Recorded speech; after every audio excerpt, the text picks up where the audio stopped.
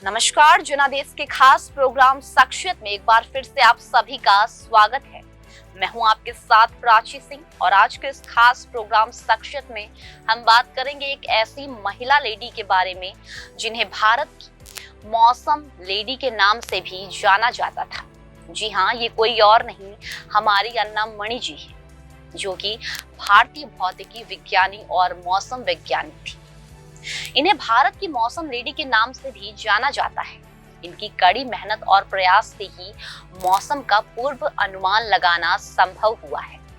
London के imperial college से भौतिकी विज्ञान की पढ़ाई की। वहां रहते हुए इन्होंने मौसम संबंधी डिवाइस के बारे में जानकारी हासिल की। भारत आने के बाद मौसम विभाग में नौकरी की और साल 1969 में भारतीय मौसम विभाग में डिप्टी डायरेक्टर के पद पर कार्यभार संभाला।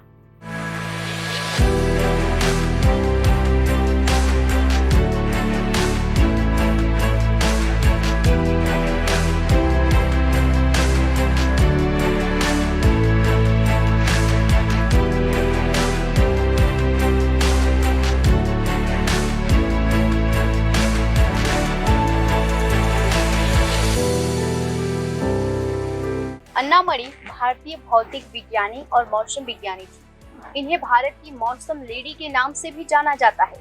इन्हीं की कड़ी मेहनत और प्रयास से ही मौसम का पूर्व अनुमान लगाना संभव हुआ है।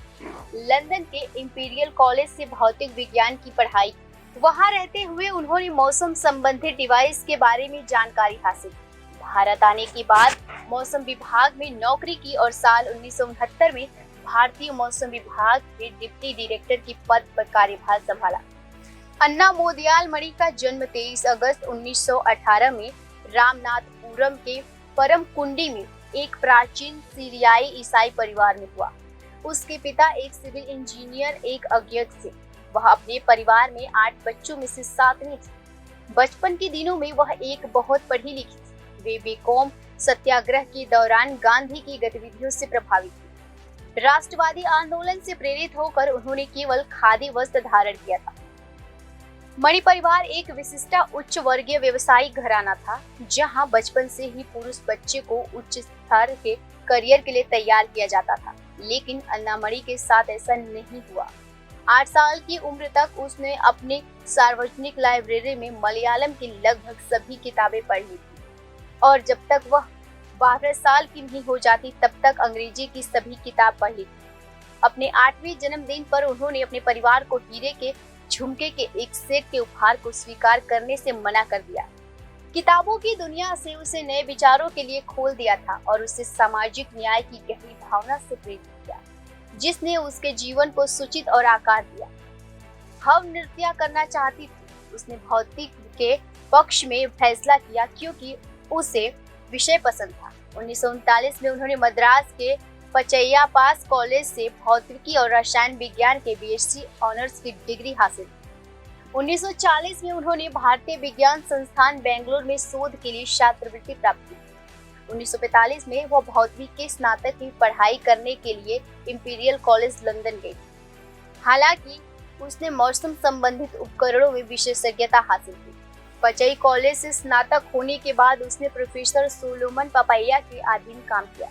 वह भारतीय भौतिक विज्ञानी और मौसमी वैज्ञानिक थे। वह भारतीय मौसम विज्ञान की उप महानिदेशक के रूप में सेवानिवृत्त हुई और आगे रमन रिसर्च इंस्टीट्यूट में विजिटिंग प्रोफेसर के रूप में कार्य किया। उन्होंने मौसम विज्ञान उपकरण के क्षेत्र में कई योगदान दिए, अनुसंधान किए और विकिरण, ओजोन और पवन ऊर्जा माप कर कई पत्र प्रकाशित किए थे, जो मणिक और हीरे के ऑप्टिकल गुणों पर शोध करता था।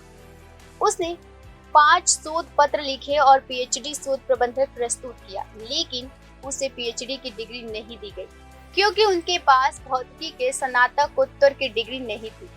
1948 में भारत लौटने के बाद वह पुणे में मौसम विभाग में शामिल हो गई। 1953 में वह 121 पुरुषों के साथ विभाजन के प्रमुख बन गए थे, जो उनके लिए काम कर रहे थे। अणामणि में भारत को मौसम विभाग के साधों पर निर्भर बनाने की कामना की।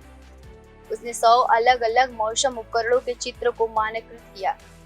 1957-58 से उन्होंने 100 विकिरण को मापने के लिए स्टेशनों का एक नेटवर्क स्थापित किया। अपने काम के लिए समर्पित अण्णामणि ने कभी शादी नहीं की। वह कई वैज्ञानिक संगठनों जैसे Indian National Science Academy, American मौसम विभाग society, International Solar Energy Society, विश्व मौसम संगठन, WMO International Association for meteorology and air for fabric physics आदि से जुड़ी थी। 1987 में वह एक प्राप्तकर्ता थी। उन्हें 1969 में उपनिदेशक के रूप में दिल्ली स्थानांतरित कर दिया गया। 1975 में उन्होंने मिस्र में WMO सलाहकार के रूप में काम किया। 1976 में मौसम विज्ञान के उपनिदेशक के रूप में सेवानिवृत्त हुई। 1994 में वह एक स्ट्रोक में पीड़ित हुई और 16 अगस्त 2001 को तिरुवनंतपुरम में उनका निधन हुआ। उनके लिखे हुए कुछ पुस्तक भी प्रकाशित हुए, जैसे कि भारत में पवन ऊर्जा संसाधन सर्वेक्षण 1952 में, भारत में सौर विकिरण 1981, the handbook for solar radiation data for India 1980 में प्रकाशित हुआ। तो आज के इस खास प्रोग्राम शख्सियत में हमने बात की अण्णामणि जी की। उम्मीद है आप सबको हमारे भारतीय मौसम लेडी के बारे में जानकर खुशी हुई होगी, काफी कुछ सीखने को मिला होगा और काफी प्रेरणाएं मिली होंगी।